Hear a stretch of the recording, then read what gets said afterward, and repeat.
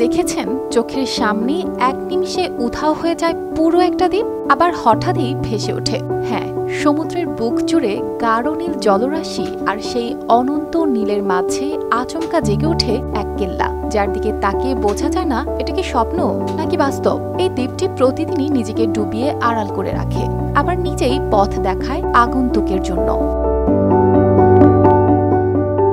ফ্রান্সের নরমান্ডি উপকূলে ঠিক ব্রিটানির কাছাকাছি সমুদ্রের মাঝখানে দাঁড়িয়ে আছে প্রায় ৩,০০০ ফুট পরিধির এই মন্ট সেন্ট মিশেল।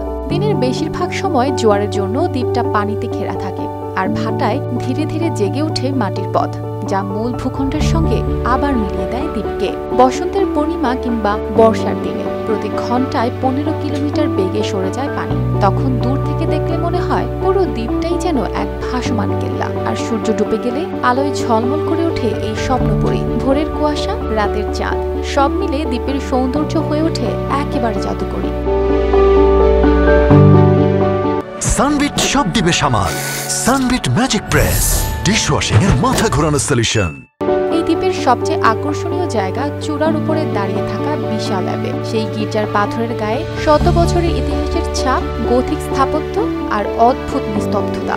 দ্বীপের নিচের দিকে রয়েছে ছোট ছোট দোকান, ক্যাফে, রেস্টুরেন্ট, যেখানে স্থানীয় খাবারের স্বাদে পর্যটকের কোলাহলে নতুন করে বাঁচে এই দ্বীপের জীবন। আর চারপাশ ঘিরে থাকা পুরনো খাঁজ কাটা প্রাচীর এখনো প্রহরের মতো দাঁড়িয়ে।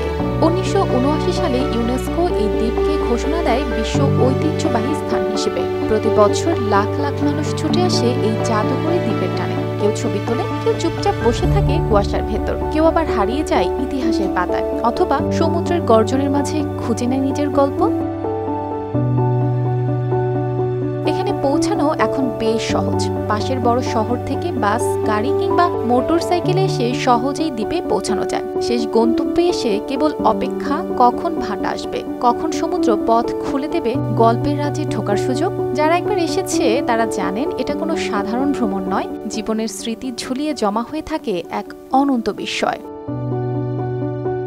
অর্পিতা জাহান, RTV।